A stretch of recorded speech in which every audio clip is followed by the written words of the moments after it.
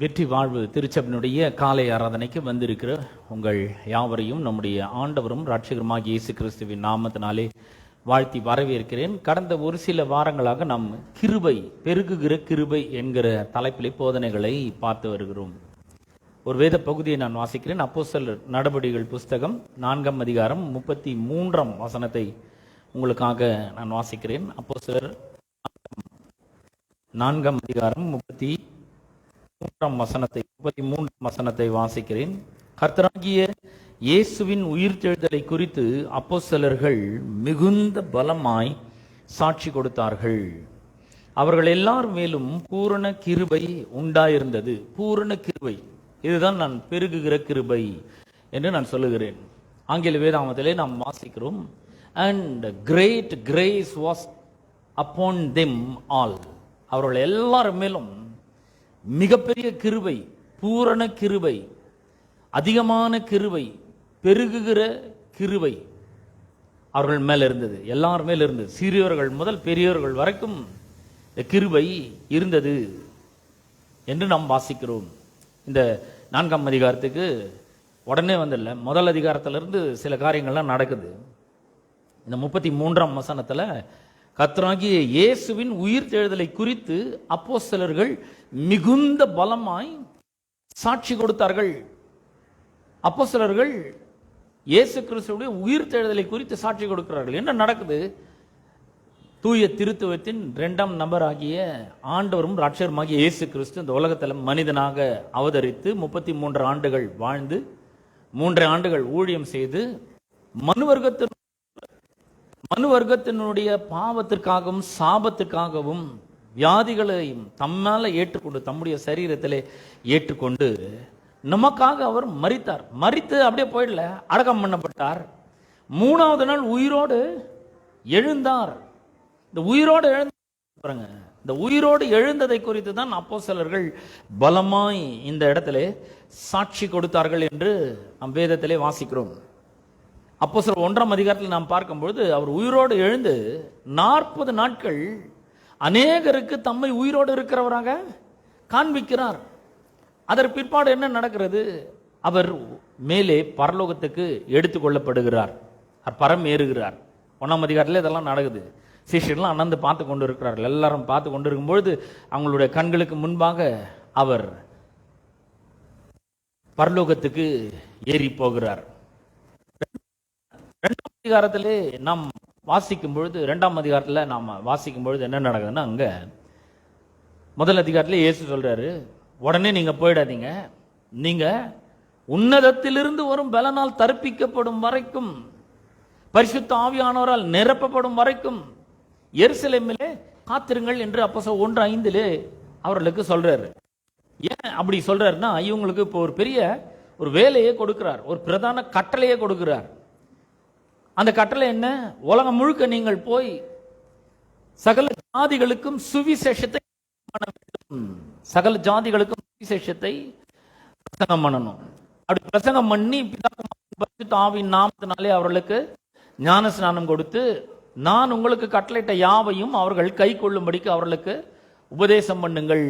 இதோ உலகத்தின் முடிவு பரியந்தம் சகல நாட்களிலும் நான் உங்களுடனே கூட இருக்கிறேன் சொல்லிட்டு அவர் சொல்றாரு, உடனே போயிடாதீங்க, நான் சொல்லிட்டேன், இப்போ உடனே போவாதீங்க, உன்னதத்திலிருந்து வரும் பலனால் தரிப்பிக்கப்படும் வரைக்கும் எருசலேமிலே காத்திருங்கள்ன்றார். 2ஆம் அதிகாரத்தில் பரிசுத்த ஆவியானவர் பொழிந்தருளப்படுறார். 120 பேர் மேல் வீட்டறையிலே கூடி வந்திருந்த பொழுது அவர்கள் மேல பரிசுத்த ஆவியானவர் பொழிந்தருளப்படுகிறார்.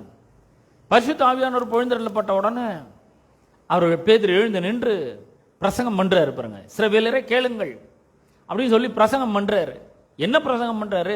நீங்கெல்லாம் சேர்ந்து இந்த இயேசுவை கொலை செய்தீர்கள், ஆனால் தேவன் அவரை உயிரோடு எழுப்பி அவர் ஆண்டவரும் இரட்சகருமாக ஆக்கிட்டாரு.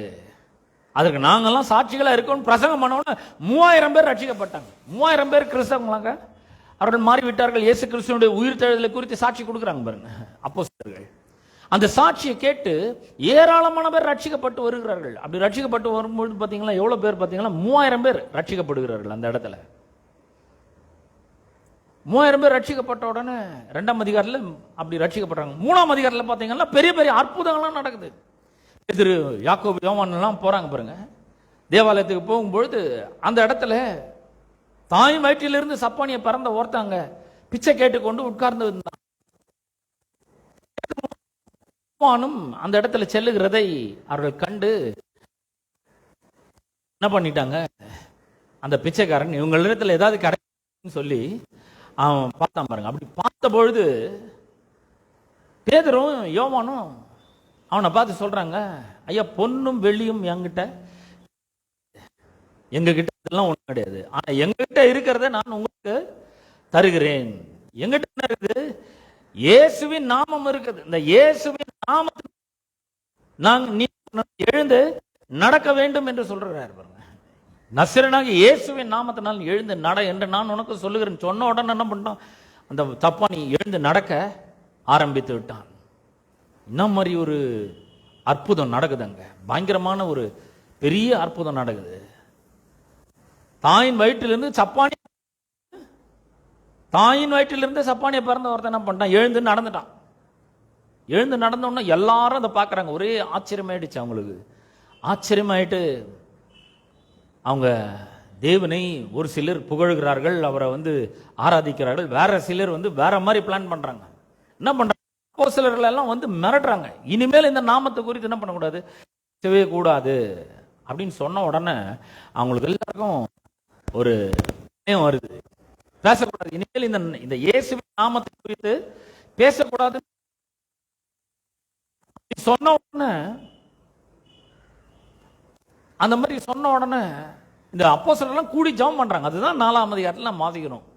ஆண்டவர் பிதாவே, உம்மை நோக்கி நாங்கள் இயேசுவின் நாமத்தினால வரோம், உம்முடைய குமாரனாகிய இயேசுவின் நாமத்தினால எங்களையும் நீர் செய்தீரே. இவங்க எங்களை என்ன பண்றாங்க, மிரட்டுகிறார்கள். இந்த பயமுறுத்தலை நீங்கள் என்ன பண்ணணும், கவனித்து பார்க்கணும். இந்த வசனத்தை நாங்கள் தைரியமாக சொல்றதுக்கு வேண்டிய எங்களுக்கு என்ன பண்ண வேண்டும், தர வேண்டும் என்று அவர்கள் சொல்லுகிறார்கள். ஒரு பெரிய தைரியம் வேணும். எதுக்கு? இந்த வசனத்தை தைரியமா நாங்க பிரசங்கம் பண்ணணும், அதுக்கு எங்களுக்கு தைரியம் வேணும் என்று அவர்கள் சொல்லுகிறார்கள். உடனே என்ன நடக்குது, அவங்க ஜெபம் பண்ண போது அவர்கள் கூடி இருந்த இடம் அசைந்தது என்று நாம் வேதத்துல வாசிக்கிறோம். அவர்கள் கூடி இருந்த இடம் அசைந்தது, பெரிய ஒரு எர்த்குவேக் உண்டாகுது. அந்த இடத்துல தான் சொல்லப்படுறது, அவர்கள் எல்லாரும் பரிசுத்த ஆவியினால் நிரப்பப்பட்டு தேவ வசனத்தை தைரியமாய் பிரசங்கம் பண்ணார்கள். எதுக்கு ஜெபம் பண்ணாங்களோ அங்க ஜெபம் கேட்கப்படுகிறது. தைரியமா அவர்கள் தேவனுடைய வார்த்தையை பிரசங்கித்தார்கள். அதுக்கப்புறம் தான் இந்த வசனம் வருது. அவர்கள் அப்போஸ்தலர்கள் எல்லாம் என்ன பண்ணாங்க, தேவனுடைய வார்த்தையை குறித்து பலமாய் இயேசு கிறிஸ்துவினுடைய உயிர்த்தெழுதலை குறித்து பலமாய் சாட்சி கொடுத்தார்கள் என்று அங்க நம்ம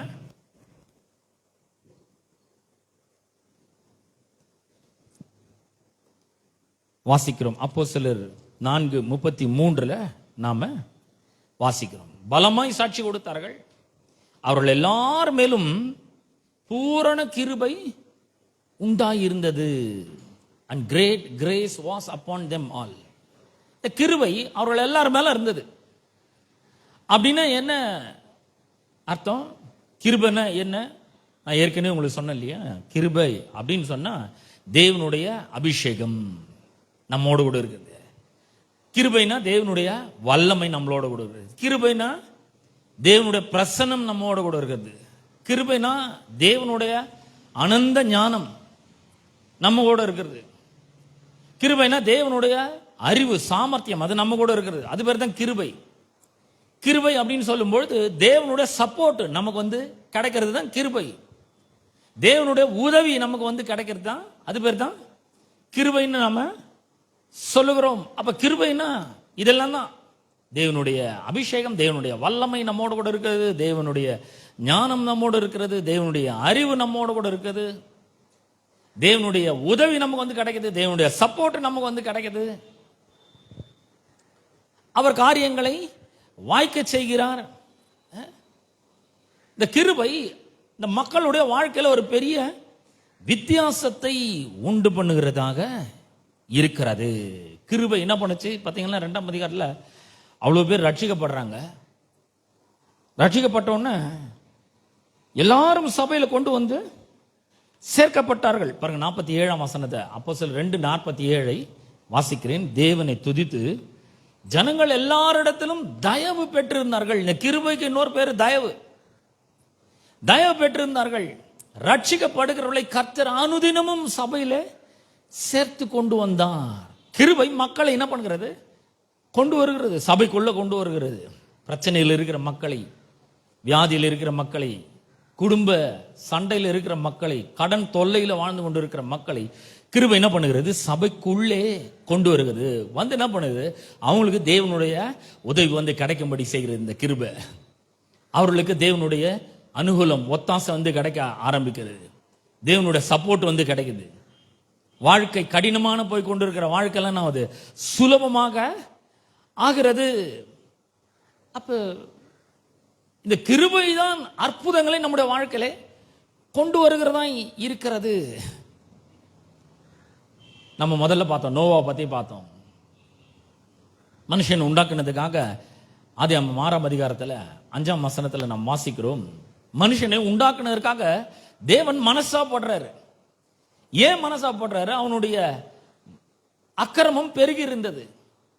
அவனுடைய எண்ணமெல்லாம் நித்தமும் பாவமா இருந்தது, அக்கிரமா இருந்தது. அதனால அவனை உண்டாக்குனதுக்காகவே கடவுள் மனசாப்படுறாரு. ஆனா அதே இடத்துல தான் வேதம் சொல்லுகிறது, நோவாவுக்கோ கர்த்தருடைய கண்களில் கிருபை கிடைத்தது. இப்ப உலகம் முழுக்க வெள்ளம் வரப்போகிறது, பேரழிவு வரப்போகிறது. அதிலிருந்து இந்த நோவாவை கர்த்தருடைய கிருபை காப்பாற்றுகிறதை நாம் பார்க்கிறோம். வெளியே பார்த்தீங்கன்னா ஒரே பேரழிவு, சேரம் சகதியமா இருக்குது. எங்க பார்த்தாலும் பிணங்கள் இருக்கிறது, ஜீவராசிகள்லாம் அழிந்து போயிருக்கிறது, எல்லாம் மரித்து போயிருக்கிற ஒரு நிலை, வாழ முடியாத ஒரு நிலை. ஆனா நோவாவுக்கோ கர்த்தருடைய கண்களில் கிருபை கிடைத்தது. அப்ப கிருபை வந்து கிடைக்கும் போது நம்முடைய வாழ்க்கையில் என்ன நடக்குது? வாழ முடியாத ஒரு சூழ்நிலையே நம்ம வாழ தகுந்த சூழலாக மாற்றி அமைக்கிறது. அப்படிப்பட்ட ஒரு வாழ்க்கையை மாத்துது. இன்னைக்கு நிறைய பேர் பார்த்தீங்கன்னா வாழத்தையே பிடிக்கல அவங்களுக்கு. நாத்துக்கு வாடுறோம், வாடுறத விட சாகலாம் போல இருக்குது, வாழவே பிடிக்கல. அந்த மாதிரி வாழ்ந்து கொண்டு இருக்கிறார்கள். ஏன்னா சூழ்நிலை சரியில்லை, பொருளாதாரம் சரியில்லை, குடும்பம் சரியில்லை, கடன் பிரச்சனை நிறைய இருக்குது, மேற்கொண்டு எப்படி வாடுறதுன்னு தெரியல, எப்படி வாழ்க்கை நடத்துறதுன்னு தெரியல. வேலை இருக்கு, அது கடினமா இருக்கு, வருமானம் இருக்கு, அது போத மாட்டேங்குது. கணவன் மனைவி இருக்காங்க, ஆனா சண்டை, எப்ப பார்த்தாலும் சண்டை இருக்கு. பெற்றோர் பிள்ளைகள் இருக்காங்க, அவங்க இடையில பகை, விரோதம், கசப்பு, வைராக்கியம் எல்லாம் இருக்கு, மூர்க்கம் இருக்கு, கூக்குரல் இருக்கு. ஒரு ஒரு வீட்டில் எவ்வளவு பிரச்சனை இருக்குன்றீங்க. ஆனா இந்த கிருபை வரும்பொழுது அந்த கடினமான வாழ்க்கை என்ன பண்ணுது? சுலபமான வாழ்க்கையாக மாற்றி அமைக்கிறது. அப்ப இங்கேயும் கூட நம்ம பார்க்கிறோம், முதல்ல சபையில கடவுளோட கிருபை என்ன பண்ணுது? 3000 பேரை கொண்டு வந்து சேர்க்கிறது. சபையில நிறைய அற்புதங்கள், அடையாளங்கள் நடக்க ஆரம்பிக்கிறது. சபை மேல ஒரு மரியாதை வருகிறது. 4 பேர் பார்த்து பொறாமப்படுற அளவில் அவர்களுடைய வாழ்க்கை மாறுகிறது. அப்ப கிருபை அப்படின்றது ரொம்ப ரொம்ப முக்கியமானது. கொஞ்சம் ஒரு சில வாரங்களுக்கு முன்னாடி நாம பார்த்தோம் கிருபைனா என்னன்றத யாத்திராகமம் 33ஆம் அதிகாரத்திலிருந்து நாம பார்த்தோம். யாத்திராகமம் 33ஆம் அதிகாரம் 13ஆம் வசனத்திலிருந்து வாசிக்கிறேன். யாத்திராகமம் 13:13 உம்முடைய கண்களில் இப்பொழுது எனக்கு கிருபை கிடைத்ததானால், நல்ல கவனிங்க, அந்த கிருபை வரும்பொழுது கடவுளுடைய கண்களிலே கிருபை கிடைத்ததனால் நான் உம்மை அறிவதற்கும் உம்முடைய கண்களிலே எனக்கு கிருபை கிடைப்பதற்கும் உம்முடைய வழியை எனக்கு அறிவியும். கிருபை வரும்பொழுது என்ன பண்றார்? கர்த்தர் தம்முடைய வழிகளை அறிவிக்கிறார். இந்த ஜாதி உம்முடைய ஜனம் என்று நினைத்தருளும் என்றான். அதற்கு அவர், யார்? கர்த்தர், என் சமூகம் உனக்கு முன்பாக செல்லும், நான் உனக்கு இளைப்பாறுதல் தருவேன். ஒரு மனிதனுடைய வாழ்க்கையில கிருபை வரும்பொழுது என்ன நடக்கிறது? அந்த கிருபை அவனுக்குள்ள ஒரு பெரிய சமாதானத்தை கொடுக்கிறது. வாழ்க்கையில ஒரு பெரிய சமாதானம் உண்டாகிறது. எதுக்கும் அவன் என்ன பண்றது இல்ல, பதட்டம் அடைறது இல்லை, கவலைப்படுறது இல்லை. இன்னைக்கு மனிதனுடைய வாழ்க்கையை கொஞ்சம் கவனிச்சு பாருங்க. எப்ப பார்த்தாலும் ஒரு பெரிய பதட்டம், எப்ப பார்த்தாலும் ஒரு பெரிய கவலை, ஏதோ ஒரு சதா யோசிச்சு அவங்க கவலைப்பட்டு தலையை பிச்சு வாழ்ந்து கொண்டு இருக்கிறார்கள். பாருங்க, ஆனா இங்க கிருபை ஒரு மனிதனுக்கு வந்து கிடைக்கும் பொழுது என்ன நடக்கிறது? அவனுடைய வாழ்க்கையிலே சமாதானம், இளைப்பாறுதலை அவர் சொல்றாரு, நான் உனக்கு இளைப்பாறுதல் தருவேன். கிருபை வரும்பொழுது நம்முடைய வாழ்க்கையில ஒரு பெரிய சமாதானம் உண்டாகிறது. ஆனா நிறைய பேரோட வாழ்க்கையில சமாதானம் இல்லை, ஒரு பெரிய புயல் வீசி கொண்டு இருக்கிறது. புயல் அப்படின்னு சொல்லும் பொழுது நமக்கு எல்லாருக்கும் அந்த பிக்சர் ஞாபகம் வருது இல்லையா? நமக்கு டிசம்பர் மாசத்துல கூட ஒரு பெரிய புயல் வந்தது, மழை புயல் சின்னம் உருவாயிருக்கு அப்படின்னும் பொழுது டிவிலெல்லாம் அந்த நியூஸ் சேனல்ல பார்த்தீங்கன்னா ஒரு பிக்சரை போடுவாங்க. ஒரு இடத்துல புயல் மையம் கொண்டு இருக்கும், அதை சுற்றிலும் இருக்கிற எல்லா பகுதிகளும் என்ன பண்ணுது? பாதிக்கப்படுது. வேகமாக காற்று வீசுகிறது, கடல் அலைகள் மோதி அடிக்கிறது, ஏராளமான மழை பெய்கிறது, ஊரெல்லாம் தண்ணி ஆயிடுது. ஆனா இந்த புயலினுடைய மையம் பார்த்தீங்கன்னா ரொம்ப பீஸ்ஃபுல்லா இருக்குமா, அங்க எந்த ஆர்ப்பாட்டமும் இருக்காது, அமைதியா இருக்கும். அது போலதான் நம்முடைய வாழ்க்கையில, ஒரு மனிதனுடைய வாழ்க்கையில கிருபை, தேவனுடைய கிருபை வந்து கிடைக்கும் பொழுது அந்த மனிதனுடைய வாழ்க்கையில அவனை சுற்றி பல காரியங்கள் புயல் வீசுற மாதிரி வீசி கொண்டிருக்கலாம். ஒரு பக்கம் குடும்ப சண்டை இருக்கலாம், இன்னொரு பக்கம் பொருளாதார பிரச்சனை இருக்கலாம், இன்னொரு பக்கம் வேலை இல்லாத திண்டாட்டமா இருக்கலாம், இன்னொரு பக்கம் பணப்பற்றாக்குறை இருக்கலாம், இன்னொரு பக்கம் தரித்திரம் இருக்கலாம், இன்னொரு பக்கம் கஷ்டம் இருக்கலாம்.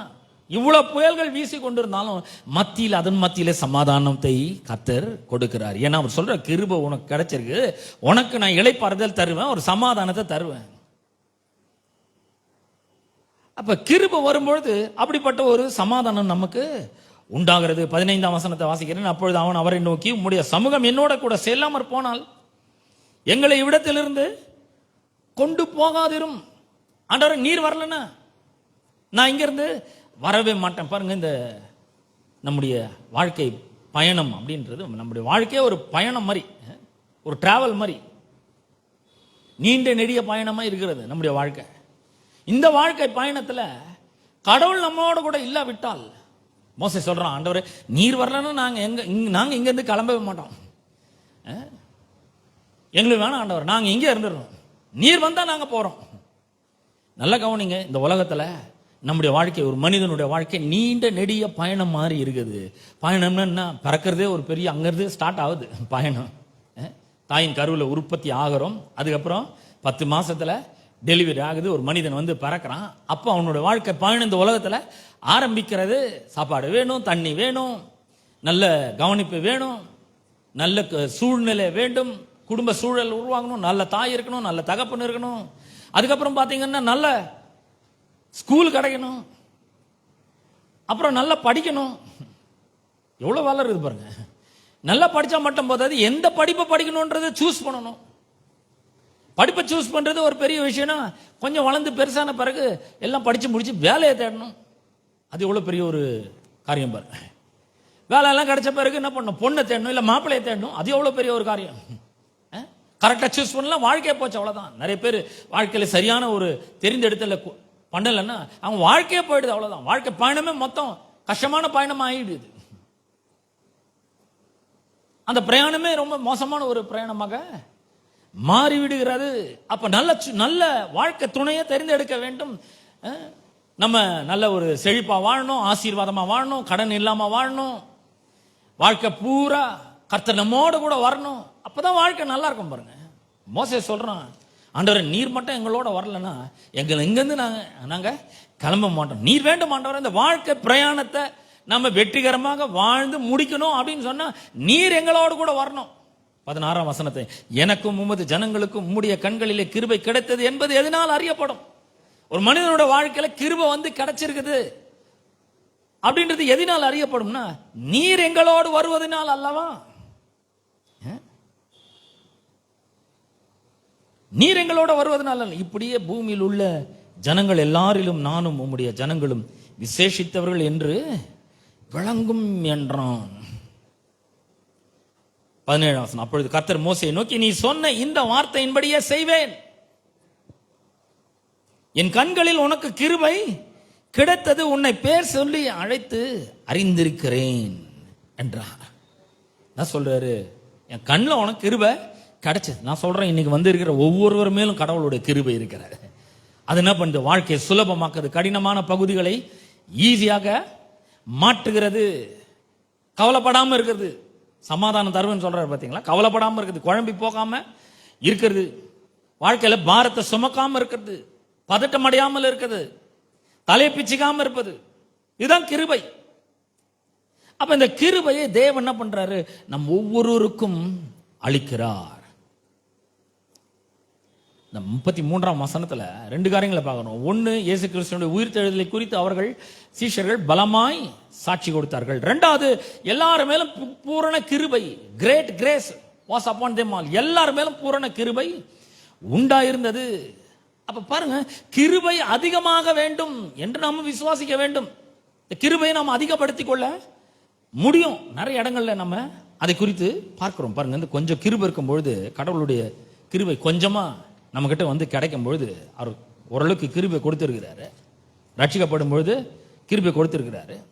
ஆனா அந்த கிருபை நம்முடைய வாழ்க்கையை சுலபமாக்குறது தான். ஆனா இன்னும் கொஞ்சம் அதிகமான கிருபை நமக்கு வந்து கிடைக்க வேண்டும். கிருபையில் நாம் வளர்கிறவர்களாக இருக்க வேண்டும். ஒரு சில வசனங்களை வாசிக்கிறேன். 2 பேரும் 3ஆம் அதிகாரம் 18ஆம் வசனத்தை வாசிக்கிறேன். நம்முடைய கர்த்தரும் ரட்சகருமாகிய இயேசு கிறிஸ்துவின் கிருபையினாலும் அவரை அறிகிற கிருபையிலும் அவரை அறிகிற அறிவிலும் வளருங்கள். grow in the grace and the knowledge of our Lord Jesus Christ. அவருடைய கர்த்தராகிய இயேசு கிறிஸ்துவின் கிருபையிலும் அவரை அறிகிற அறிவிலும் என்ன பண்ணுங்கள்? வளருங்கள். இதுல வளரணும் அப்படின்னு சொல்றாரு. யாக்கோபு 4ஆம் அதிகாரத்துல 6ஆம் வசனத்துல நாம வாசிக்கும் பொழுது யாக்கோபு 4:6 சொல்கிறது, அவர் அதிகமான கிருபையை அளிக்கிறாரே. பாத்தீங்களா? மச் கிரேஸ் அவர் கொடுக்கிறார், கிரேட் கிரேஸ் கொடுக்கிறார். பாருங்க, கிருபைன்றது நம்முடைய வாழ்க்கையை கடினமான பகுதிகள் எல்லாம் சுலபமாக்குது. தோல்வி அடைந்து இருக்கிறோம், இவ்வளவு நாள் தோல்வி அடைஞ்சிருக்கலாம் வாழ்க்கையில. ஆனா கிருபை வந்து கிடைக்கும் பொழுது அந்த தோல்வியெல்லாம் அவர் வெற்றியாக மாற்றுகிறவராய் இருக்கிறார். இவ்வளவு காலம் சிக்கலா இருந்த வாழ்க்கை சுலபமாக போக ஆரம்பிக்கிறது. ஏன்? கிருபை இப்போ வந்து கிடைச்சிருக்கிறது. அப்ப இந்த கிருபைன்னு சொல்றேன். கிருபைனா என்ன அப்படின்னு பார்த்தீங்கன்னா, இந்த கிருபைன்றது ஒரு போதனை கிடையாது. இந்த கிருபைன்றது ஒரு ஃபோர்ஸ் கிடையாது. கிருபைன்றது என்னன்னா, அதுக்கு கர்த்தராகிய இயேசு கிறிஸ்துவை குறிக்கிறது. யோவான் 1ஆம் அதிகாரம் 1ஆம் வசனம் சொல்கிறது, ஆதியிலே வார்த்தை இருந்தது, அந்த வார்த்தை தேவனிடத்தில் இருந்தது, அந்த வார்த்தை தேவனாய் இருந்தது, அவர் ஆதியிலே தேவனோடு இருந்தார், சகலம் அவர் மூலமாய் உண்டாயிற்று, உண்டானதொன்றும் அவராலே இல்லாமல் உண்டாகவில்லை. யோவான் எப்படி ஆரம்பிக்கிறார்னா, அவருடைய ஜீனியாலஜி, அது எப்படி பிறப்பின் சரித்திரத்தில் இருந்து ஆரம்பிக்கல. இவர் ஆதியில தேவனோடு இருந்தார், வார்த்தையா இருந்தார், அப்படி ஆரம்பிக்கிறார். இயேசு கிறிஸ்து ஒரு தேவனுடைய குமாரனா இருக்கிறார் என்பதிலிருந்து அவர் ஆரம்பிக்கிறார். முதல்ல அவர் வார்த்தையா இருந்தாரு, ஆதியிலிருந்து இருக்கிறாரு, கடவுளோடவே இருக்கிறாரு, கடவுளாகவே இருக்கிறாரு, அவர் தான் எல்லாத்தையும் சிருஷ்டித்தார் அப்படின்னு ஆரம்பிக்கிறாரு. 14ஆம் வசனம் சொல்லுகிறது, அவர் கிருபையினாலும், அந்த வார்த்தை, எந்த வார்த்தை? ஆதியிலிருந்து தேவனோடு இருந்தது அந்த வார்த்தை, தேவனாகவே இருந்தது அந்த வார்த்தை, அந்த வார்த்தை கிருபையினாலும் சத்தியத்தினாலும் நிறைந்தவராய், full of grace and truth. யாரு? ஜீசஸ். அவர் கிருபையினாலும் சத்தியத்தினாலும் நிறைந்தவராய் நமக்குள்ளே வாசம் பண்ணினார்.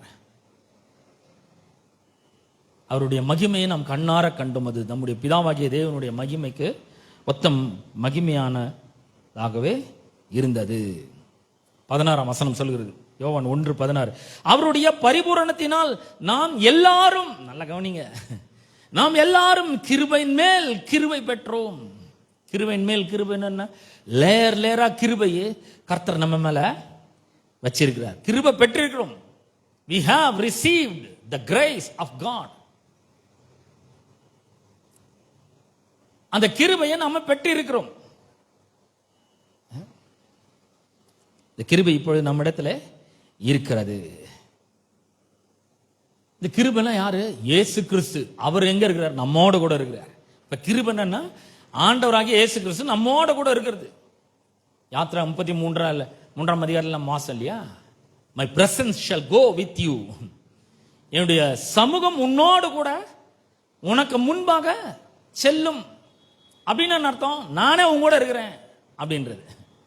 நான் உன் கூட இருக்கிறேன். இதைத்தான் வந்து யோசுவாவின் புஸ்தகத்துல யோசுவாவுக்கு கர்த்தர் சொல்றார்.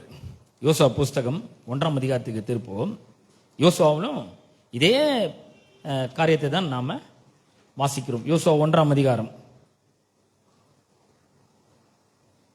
5ஆம் வசனத்தை வாசிக்கிறேன். நீ உயிரோடு இருக்கும் நாளெல்லாம் ஒருவனும் உனக்கு முன்பாக எதிர்த்து நிற்பது இல்லை. நான் மோசையோடு இருந்தது போல உன்னோடும் இருப்பேன். நான் உன்னை விட்டு விலகுவதும் இல்லை, உன்னை கைவிடுவதும் இல்லை. கிருபைன்னா கடவுள் நம்மளோட கூட இருக்கிறது. நிறைய நேரங்களில் வாழ்க்கையில் நாம் பார்க்குறோம், யாருமே இல்லைங்க, எல்லாரும் என்னை கைவிட்டாங்க, எங்கள் அப்பா அம்மா என்னை கைவிட்டாங்க, என் புருஷன் என்னை கைவிட்டாரு, என் மனைவி என்னை கைவிட்டாங்க, பிள்ளைகள் கைவிட்டாங்க, எனக்கு யாருமே இல்லை, எனக்கு ஒத்தாசை பண்ணுறது யாரும் இல்லை, எனக்கு உதவி பண்ணுறது யாரும் இல்லை, எல்லாரும் என்னை தனியாக தவிக்க விட்டுட்டு போயிட்டாங்க, உடன் பிறந்தவர்கள் என்னை விட்டு போயிட்டாங்க. சிலர் பார்த்தீங்கன்னா தாய் தகப்பன் மறித்து போயிருக்கலாம், இவங்க தனிமையில வாடிக்கொண்டு இருக்கலாம். ஆனால் கர்த்தர் சொல்றாரு, நான் உன்னை விட்டு விலகவே மாட்டேன், உன்னை கைவிடவே மாட்டேன். மோசே சொன்னது மாதிரியே தான் இங்கேயும் சொல்றாரு. மோசே சொல்ற, நான் என்னோட பிரசன்னம் உன்னோட கூட இருக்கும், உனக்கு முன்னாடி போகும், நான் உன்னோட கூட இருப்பேன்றாரு. அதே தான் யோசுவாவும் சொல்றாரு. யோசுவா பார்த்து சொல்றாரு, நான் மோசையோட இருந்தது போல. மோசே கூட இருக்கிறாரு, ஆபிரகாமோட இருக்கிறாரு, ஈசாக்கோட இருக்கிறாரு, யாக்கோபோட இருக்கிறாரு, யோசேப்போட இருக்கிறாரு, இஸ்ரவேல் ஜனங்களோட இருக்கிறாரு. இங்க வந்து சொல்றாரு, யோசுவா பார்த்து சொல்றாரு, நீ உயிரோடு இருக்கும் நாள் எல்லாம் ஒருவனும் உனக்கு முன்பாக எழுத்து நிற்பது இல்லை. கிருபை நம்ம மேல இருந்தா, கடவுளுடைய கிருபை நம்ம கூட இருந்தா, கடவுள் நம்மோட கூட இருந்தா, இயேசு நம்மோட கூட இருந்தார்னா, உயிரோடு இருக்க நாள் வரைக்கும் ஒரு ஆள் கூட நம்மளை ஏத்து நிற்பது கிடையாது. நல்லா கவனிங்க, இதான் கிருபை. கிருபைன்னா எல்லாவற்றிலும் வெற்றி, எடுக்கிற காரியங்கள் எல்லாம் ஒரு பெரிய ஜெயம். யோசுவா பார்த்து சொல்றாரு, தம்பி உனக்கு விரோதமா எவ்வளவு பேர் எழுப்பினாலும் சரி, யாரும் ஒன்னும் ஜெயிக்கவே முடியாது, ஏன் நான் உங்க கூட இருக்கிறேன் அப்படின்னு அர்த்தம். கிருபை உங்க கூடவே இருக்கிறது. நான் சொல்றேன், நம்முடைய வாழ்க்கையிலும் தேவனுடைய கிருபை, ஆண்டவராகிய இயேசு கிறிஸ்து நம்மோட கூட இருக்கிறனால உயிரோடு இருக்கிற நாள் வரைக்கும் யாருமே நம்மளை ஏற்று நிற்கவே முடியாது. யோசுவாவுக்கு சொல்லும் பொழுது அவர் எந்த ஒரு பின்னணியில சொல்றாருன்னு சொன்னா, யோசுவாவும் இஸ்ரவேல் ஜனங்கள், மோசேயும் யோசுவாவும் இஸ்ரவேல் ஜனங்களை எகிப்தின் அடிமைத்தனத்திலிருந்து விடுதலையாக்கி கடவுள் அவர்களுக்காக கொடுத்திருக்கிற கானான் தேசத்துக்குள்ளே இவர்களை கொண்டு போகணும். பெரிய பெரிய லீடர்ஸ் இவங்க ரெண்டு பேரும். கடவுள் என்ன பண்ணிட்டார், ஒரு பெரிய திட்டத்தை வச்சிருந்தார். இந்த ஜனங்க வந்து எகிப்து நாட்டில் அவங்க வந்து ரொம்ப கஷ்டப்பட்டு இருக்காங்க, வேதனைப்பட்டு கொண்டு இருக்காங்க, கண்ணீர் வடித்து கொண்டு இருக்கிறார்கள், கூக்குரலிட்டு கொண்டு இருக்கிறார்கள். ஐயோ இந்த வாழ்க்கை இந்த மாதிரி இருக்கே, வாழ்க்கை தப்பான திசையை நோக்கி போயிட்டு இருக்கே, கஷ்டத்து மேல கஷ்டம் வந்துன்னு இருக்கு, இதுல இருந்து யார் என்ன விடுதலை ஆக்குவாங்க, ஜான் யாருன்னா மோனம் சறுக்குது, வரவு எட்டனா செலவு பத்தனாவா இருக்குது, ஒன்னும் கைக்கு மாட்டோம், கைக்கும் வாய்க்கும் எட்ட மாட்டேங்குது, சம்பாதிக்கிற பணம் 10 நாளுக்குள்ள காலி ஆயிடுது. இதே மாதிரி தான் எகிப்துல இருந்த ஜனங்களும் கூட உபத்திரவப்பட்டார்கள். கர்த்தர் அப்படிப்பட்ட ஒரு வாழ்க்கையிலிருந்து அவர்களை விடுதலை ஆக்கி அவர்களை பாலும் தேனும் ஓடுகிற கானான் தேசத்துக்குள்ள கொண்டு போய் சேர்க்கிறதுக்காக இறங்கிட்டாரு. இறங்கி பெரிய பெரிய அற்புதங்களை செஞ்சு அடையாளங்கள் எல்லாம் செய்து இந்த எகிப்தின் அடிமைத்தனத்திலிருந்து பார்வோனுடைய கைக்கும் அவர்களை விடுதலையாக்கி இப்ப அவங்களை வனாந்திரத்தில் 40 வருஷம் வழி நடத்தி கொண்டு வருகிறார். தேவைகள் எல்லாம் சந்திக்கிறார், சாப்பாடை கொடுக்கிறாரு, ட்ரெஸ்ஸை கொடுக்கிறாரு, கால் வீங்கல, செருப்பு தேயல. ஒரு தகப்பன் தன்னுடைய பிள்ளையை சுமக்கிறது போல கர்த்தர் என்ன பண்றாரு, அவங்கள இஸ்ரவேல் ஜனங்களை தம்முடைய தோளின் மேல சுமந்து வர்றாரு. தகப்பன் தன்னுடைய பிள்ளையை தோளின் மேல சுமக்கிற மாதிரி சுமந்து கொண்டு வருகிறார். யார்? கர்த்தர் சுமந்துன்னு வர்றாரு. சாப்பாடுலாம் கொடுக்குறாரு, வானத்திலிருந்து மன்னாவை பொழிகிறார், கண்மலையிலிருந்து தண்ணீரை கொடுக்கிறாரு, ஆபத்து நேரத்தில் அனுகூலமான துணையா இருக்கிறாரு, பெரிய பெரிய ராஜாக்களை துரத்தத்துக்கு உதவி செய்யறாரு. ஏன்னா கிருபை கூட இருக்குது. அது சொல்றேன், என் கண்ணில் உனக்கு கிருபை கிடைச்சிருக்கு, நான் உங்க கூட இருக்கிறேன் அப்படின்றார். நான் சொல்றேன், இன்னைக்கு இங்க இருக்கிற ஒவ்வொருத்தர் கூட கர்த்தர் இருக்கிறார். ஆண்டவராகிய இயேசு உங்களோட கூட இருக்கிறார். கிருபை உங்களோட கூட இருக்கிறது. ஒருவேளை நீங்க யூடியூப்ல பேஸ்புக்ல பார்த்து கொண்டு இருக்கிறான், கிருபை உங்களோட கூட இருக்கிறது அப்படின்னு என்ன அர்த்தம்? இயேசு உங்களோட கூட இருக்கிறார். அவர் சொல்ற, நான் உன்னோட இருப்பேன். யோசுவாவை பார்த்து சொல்றாரு, நீ உயிரோடு இருக்கும் நாளெல்லாம் ஒருவனும் உனக்கு முன்பாக ஏத்து நிற்பதில்லை. இந்த உலகத்துல நம்ம கடவுளுடைய நோக்கங்களுக்காக சித்தங்களுக்காக நம்ம வாழும் பொழுது யாரும் நம்மளை எதிர்த்து நிற்கவே முடியாது. அப்படிப்பட்ட ஒரு பெரிய ஒரு ஆசீர்வாதத்தை கிருபையின் மூலமாக தேவன் என்ன பண்றார், நமக்கு தருகிறார். ஏன் வந்து யோசுவாவை பார்த்து அப்படி சொல்றாரு அப்படின்னு சொன்னா, இவங்களை பாலும் தேனும் ஓடுகிற கானான் தேசத்தை நீங்க சுதந்திரிப்பீங்க அப்படின்னு சொல்லி அவர் சொல்லிட்டார். அவர் ஒரு பெரிய திட்டத்தை வச்சிருக்கிறார். நான் உங்களுக்காக ஒரு பெரிய ஆசீர்வாதத்தை ஆயத்தப்படுத்தி வச்சிருக்கிறேன். எல்லாரும் பார்த்து பொறாமப்படுற ஒரு நாட்டுக்கு உங்களை நான் கொண்டு போக போகிறேன். ரொம்ப வளமான ஒரு தேசம் அது, கர்த்தர் விசாரிக்கிற தேசம், வானத்து மழை தண்ணீரை குடிக்கிற தேசம், கோதுமை வார் கோதுமை மாதுளம்பழம் அத்தி மரங்கள்லாம் உள்ள ஒரு தேசம், நல்ல செழிப்பான தேசம், பாலும் தேனும் ஓடுற தேசம். அதை நான் உங்களுக்காக வாக்கு பண்ணியிருக்கிறேன். நீங்க அதை போய் சுதந்திரிக்கணும்னு நான் முடிவு பண்ணிட்டேன். அதுக்காக உங்களை நாங்க அழைத்து கொண்டு போகிறேன் அப்படின்ற. அப்படி போகும்பொழுது கடவுள் நமக்காக நம்முடைய வாழ்க்கையில வச்சிருக்கிற ஒரு திட்டத்தை நோக்கி நம்மளை கொண்டு செல்லும் பொழுது அதை எதிர்த்து யாரும் நம்மளை தடுத்து நிறுத்த முடியாது. அதுல பிரவேசிக்காதபடி, அந்த ஆசீர்வாதங்களை அனுபவிக்க முடியாதபடி ஒரு மனுஷனை தடுத்து நிறுத்த முடியாது. அதை தான் யோசுவா சொல்றாரு, உயிரோடு இருக்க நாள் வரைக்கும் ஒரு ஆள் கூட உனக்கு எதிரா நிற்கவே மாட்டான். ஏன்? நான் உங்களோட இருக்கிறேன். நான் சொல்றேன், உங்களோட கர்த்தர் இருக்கிறாரு.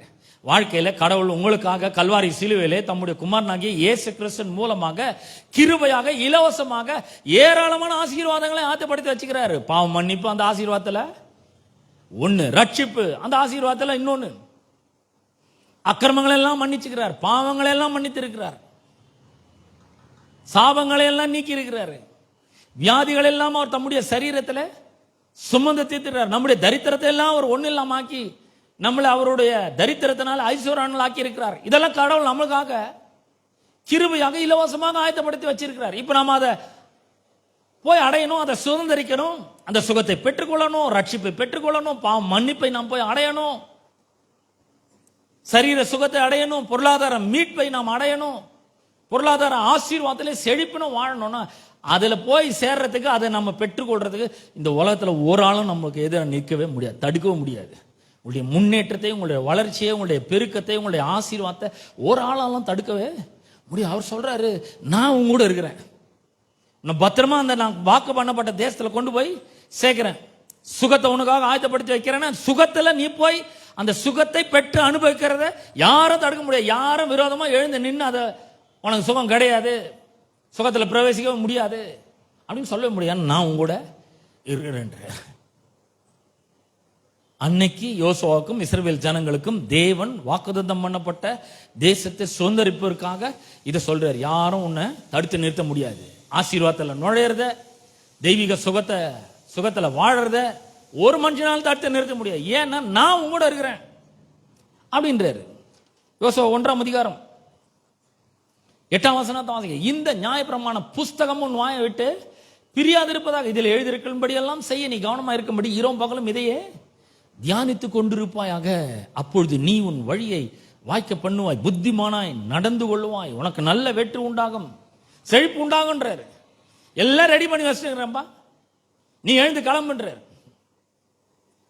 நான் சொல்றதெல்லாம் கேளு, விசுவாசி நீ எழுந்து போய் அதை என்ன பண்ணு, சுதந்திரித்துக்கொள், அதை பெற்றுக்கொள். கிருபை உனக்கு இருக்குது, நானே உங்க கூட இருக்கிறேன், என்னுடைய சப்போர்ட் இருக்கு, என்னுடைய பவர் இருக்கு, என்னுடைய வல்லமை இருக்கு, என்னுடைய உதவி உனக்கு வந்து கிடைக்கும். கஷ்டமான பகுதிகள்லாம் சுலபமாக்குவேன். நீ தலையை பிச்சுக்க வேண்டாம், கவலைப்பட வேண்டாம், நீ குழப்பம் அடைய வேண்டாம், நீ பாரத்தை சுமக்க வேண்டாம், நீ பதட்டம் அடைய வேண்டாம், நீ எதுவும் பண்ணாத, எல்லாம் உனக்காக நான் பண்ணி வச்சுட்டு இருக்கேன்.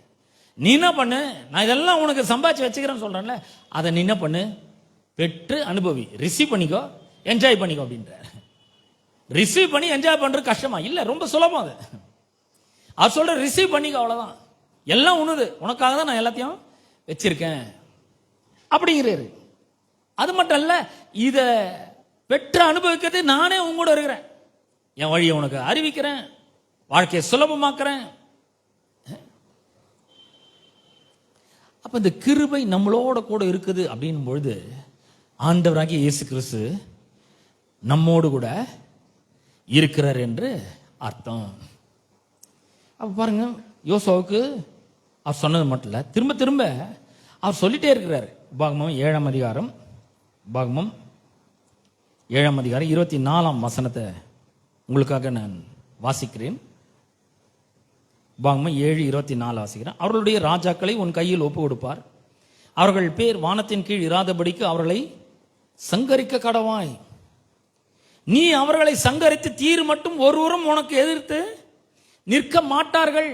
பாருங்க, திரும்ப திரும்ப இதை சொல்றதை நம்ம பார்க்கிறோம். ஆண்டவர் சொல்ற, நான் உங்களோட இருக்கிறேன் அப்படின்னு அர்த்தம். கிருபை உங்களோட இருக்குது. கிருபை நம்ம கூட இருந்தாக்கா யாரும் ஏற்று நிற்கவே முடியாது.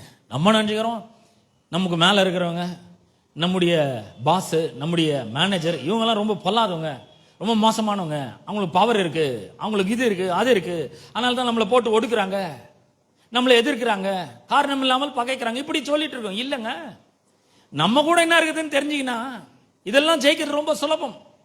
நம்ம கூட என்ன இருக்குது? தேவனுடைய கிருபை, அளவற்ற கிருபை இருக்கிறது, தயவு இருக்குது, அவருடைய வல்லமை இருக்கு, அவருடைய உதவி இருக்கு, அவருடைய ஒத்தாசை இருக்கு, அவருடைய அனுக்கிரகம் இருக்கு, அவருடைய சப்போர்ட் இருக்கு. அவர் காரியங்களை வாய்க்க பண்றாரு. அவர் கிருபை நம்மோடு கூட இருக்கிறது, அவரே நம்மோடு கூட இருக்கிறாரு. அப்படி நம்மோடு கூட அவர் இருக்கும் பொழுது யாரும் நம்மளை ஏற்று நிற்கவே என்ன பண்ண முடியாது, முடியாது. ஒரு ஆள் கூட ஏற்று நிற்க முடியாது. அவர் சொல்றாரு, நான் உனக்காக சமாதானத்தை வச்சிருக்கிறேன், உனக்காக பாவம் மன்னிப்பு வச்சிருக்கிறேன், உனக்காக சரீர சுகத்தை வச்சிருக்கேன், உனக்காக செழிப்பு வச்சிருக்கிறேன், ஆசீர்வாதத்தை வச்சிருக்கிறேன், கடன் தொல்லையிலிருந்து விடுதலை வச்சிருக்கேன். கிருபை உனக்கு இருக்கும்பொழுது, கிருபை அதிகமாகும் பொழுது எதெல்லாம் கஷ்டமா இருந்ததோ அதெல்லாம் சுலபமாகுது. எதுலெல்லாம் திரும்ப திரும்ப திரும்ப திரும்ப வாழ்க்கையில தோல்வி அடைஞ்சு கொண்டே வந்தோமோ அதுலெல்லாம் வெற்றி மேல வெற்றி பெறுவோம். ஏன்? எதிர்க்கிறதுக்கு யாருமே கிடையாது. ஏன்? நம்மோடு கூட தேவ கிருபை இருக்குது, நம்மோட கூட ஆண்டவராகிய இயேசு கிறிஸ்து இருக்கிறாரு. அற்புதங்களை கிருபை இருந்தா சுலபமா என்ன பண்ண முடியும்? பெற்றுக்கொள்ள முடியும். திரும்ப திரும்ப திரும்ப ஒரே பாவத்தில் விழுந்து விழுந்து விழுந்து அதுல இருந்து மீண்டு எழுந்திருக்க முடியாதபடி பாவத்தில் சிக்கி வாழ்ந்து கொண்டிருந்தா இந்த கிருபை நமக்கு வந்து கிடைக்கும் பொழுது அந்த கிருபை நமக்கு என்ன பண்ணும்? சோதனையில மறுபடியும் விழாதபடி ஒரு ஸ்பிரிச்சுவல் ஸ்ட்ரென்த்தை கொடுக்கும், ஒரு ஆவிக்குரிய பலனை கொடுக்கிறது. பாருங்க, கிருபை ஆவிக்குரிய பலனை உண்டாக்குறது. அது மட்டும் இல்ல, கிருபை என்ன பண்ணுது? நம்முடைய கனவுகள் எல்லாம் நிஜமாக்குகிறது. ஹலோ, என்னோட வாழ்க்கையில் இருக்கிற கனவுகள் எல்லாம் நிஜமாக்குகிறதாய் இருக்கிறது. அப்ப பாருங்க, நான் ஏற்கனவே சொன்ன மாதிரி வாழ்க்கை பயணம் வந்து ரொம்ப அற்புதமான ஒரு பயணமா இருக்குது. வாழ்க்கை பயணத்துல இயேசு மட்டும் நம்ம கூட இல்லைன்னா, கடவுளுடைய கிருபை மட்டும் இல்லைன்னா நம்ம வாழ்க்கையை நரகமாயிடும், நம்ம சார்ந்தவர்களுடைய வாழ்க்கையை நரகமாக்கி போட்டுரும். அப்ப வாழ்க்கை பயணத்துல நம்மளை உயர்த்துறது எது? கிருபை நம்மளை உயர்த்துகிறதா இருக்கிறது. கர்த்தருடைய பிரசன்னம் உங்களோட கூட இருந்தா, கர்த்தருடைய பிரசன்னம் உங்களுக்கு முன்னாடி சென்றால் உங்களுக்காக என்ன பண்ணுது? அது ஒரு பெரிய செல்வாக்கை ஏற்படுத்துகிறது. அந்த கிருபை உங்களுக்கு வாழ்க்கையில ஒரு பெரிய செல்வாக்கை ஏற்படுத்துகிறது, மனிதர்கள் மத்தியில் ஒரு செல்வாக்கை ஏற்படுத்துகிறது. அந்த கிருபை உங்களோடு கூட இருக்கும்பொழுது அந்த கிருபை உங்களுக்காக வாசலை திறக்கிறது. கிருபை உங்களோடு கூட இருக்கும்பொழுது அந்த கிருபை உங்களுக்காக காரியங்களை வாய்க்க செய்கிறது. கிருபை உங்களோட கூட இருந்தா அந்த கிருபை சாத்தியங்களை ஏற்படுத்துகிறது. கிருபை உங்களோடு இருந்தா பாதைகளை செவ்வாய்ப்படுத்துகிறது. எவ்வளவு பறந்து பாருங்க அந்த கிருபை. கிருபைன்னு என்ன சொன்னேன்? இயேசு நம்மோடு கூட இருக்குது. அவர் சொல்லிட்டார், நான் உன்னை விட்டு விலக மாட்டேன், உன்னை கைவிட மாட்டேன், உங்களோட தான் இருப்பேன். நான் கூட இருந்து என்ன பண்ணுவேன்? பாதையை செவ்வாய் பண்ணுவேன், சாத்தியங்களை ஏற்படுத்துவேன், வாய்ப்புகளை உருவாக்குவேன். அந்த வாய்ப்பு வரும்பொழுது அதுக்குள்ள தைரியமா பிரவேசிக்கிறதுக்கு, உள்ள ஸ்டெப் இன் பண்றதுக்கு, நுழையறதுக்கு தைரியத்தை கொடுப்பேன், கான்பிடன்ஸை கொடுப்பேன், விசுவாசத்தை தருவேன். நான் உங்களோட இருக்கும்பொழுது வாசல்கள் திறக்கும். நான் உங்களோட இருக்கும்பொழுது மக்கள் மத்தியில் உனக்கு ஒரு பெரிய செல்வாக்கு உண்டாகும். நான் உங்களோட இருக்கும்பொழுது என் பிரசன்னம் உனக்கு முன்னாடி செல்லும். நான் உங்களோட இருக்கும்பொழுது வாழ்க்கையை நான் உயர்த்துவேன் அப்படின்ற.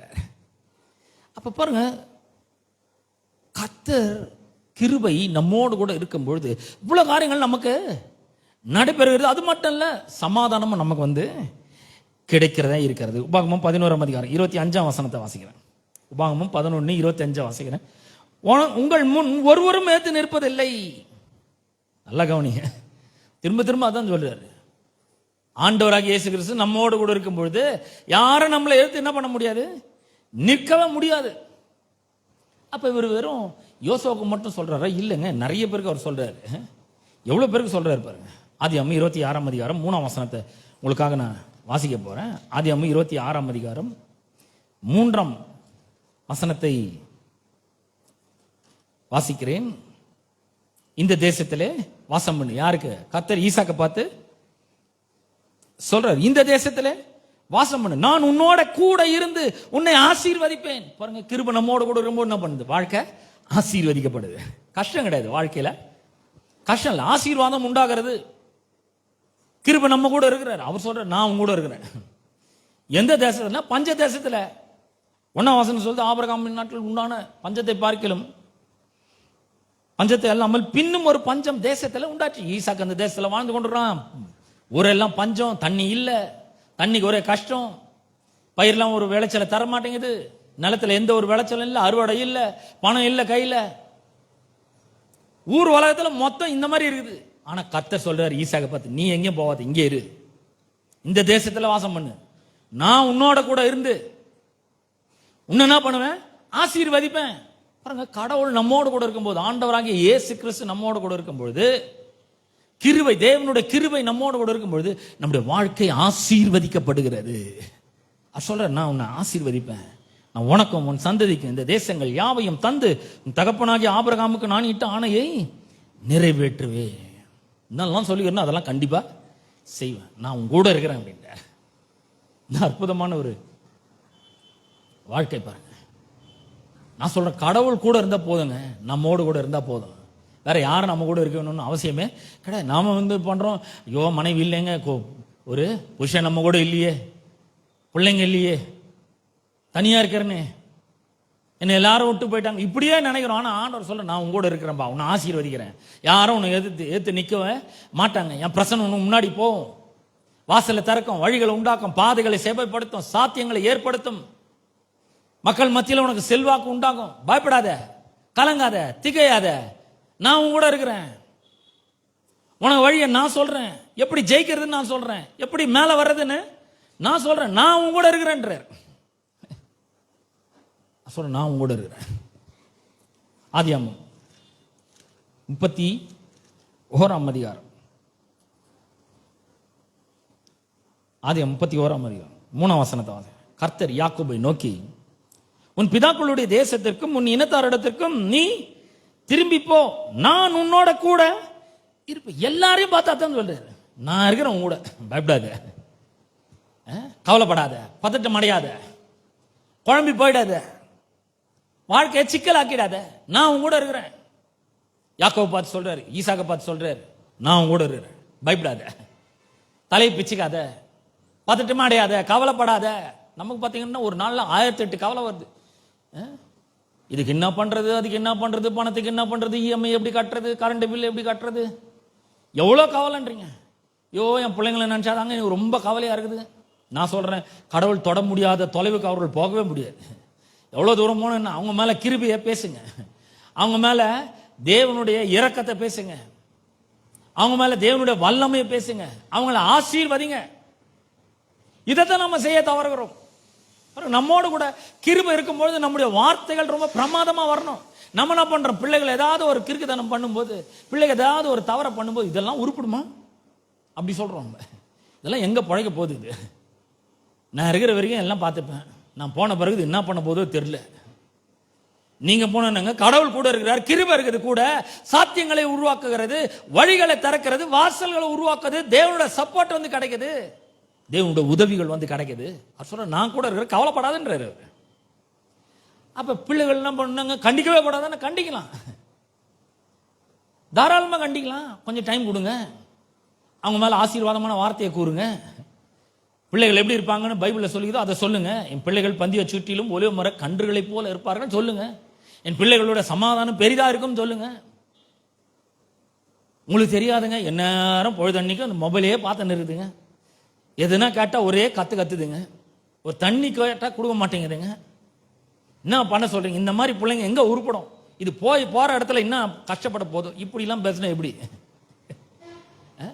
அந்த மாதிரிலாம் பேசக்கூடாது. என்ன பண்ணும், பிள்ளைகள் மேல ஆசீர்வாதத்தை கூறுகிறவர்களாக இருக்க வேண்டும். என் பிள்ளைகள் கர்த்தரால் போதிக்கப்பட்டிருப்பார்கள், அவருடைய சமாதானம் பெரிதா இருக்கும். இந்த பிள்ளைகள் என் பந்திய சுற்றிலும் ஒலிவ மர கன்றுகளை போல இருப்பாங்க. ஆட போங்க, நீங்க ஒரு நாள் என் வீட்டில் இருந்து பாருங்க, அப்பதான் உங்களுக்கு தெரியும். நீங்க சொல்றது நீங்க நினைக்கிறீங்க, எனக்கு தெரியுது நல்லா.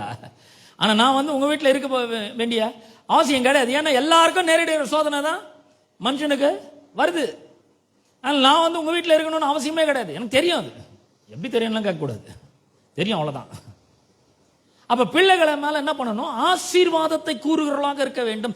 எல்லாரும் பிள்ளைங்க தப்பு செஞ்சாக்கா, பிள்ளைகள் ஏதாவது கிறுக்குத்தனம் பண்ண, பைத்தியக்காரத்தனமா ஏதாவது பண்ணி வச்சுட்டு வந்தாக்கா, பொல்லாத காரியங்களை பண்ணி வச்சுட்டு வந்தா எல்லா பெற்றோரும் அப்படிதான் சொல்லுவாங்க. இதெல்லாம் எங்க உருப்பட போகுதுங்க?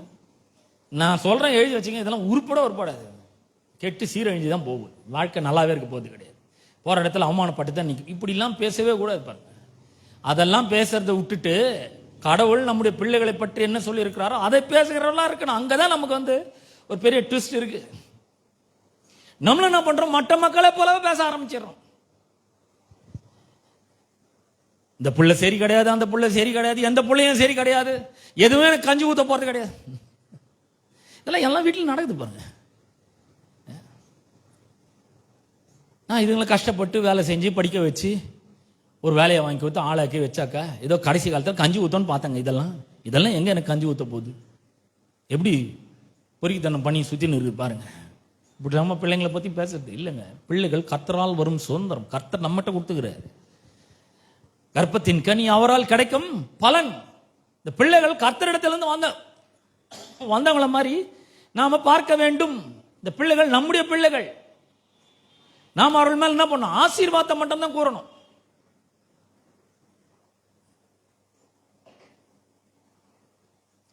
நாம என்ன பண்றோம், அதுக்கு மாறாக பிள்ளைகள் மேல சாபத்தை கூறிக்கொண்டு இருக்கிறோம்.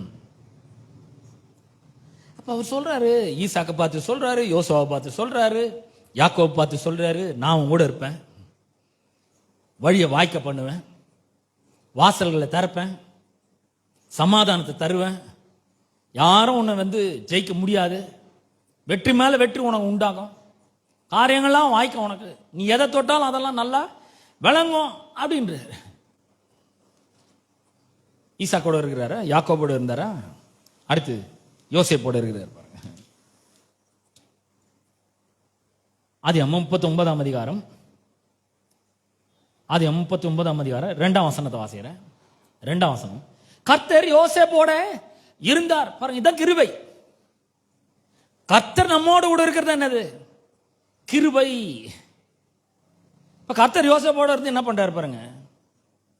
கர்த்தர் யோசேப்போடு இருந்தார், அவன் காரிய சித்தி உள்ளவன் ஆனான்.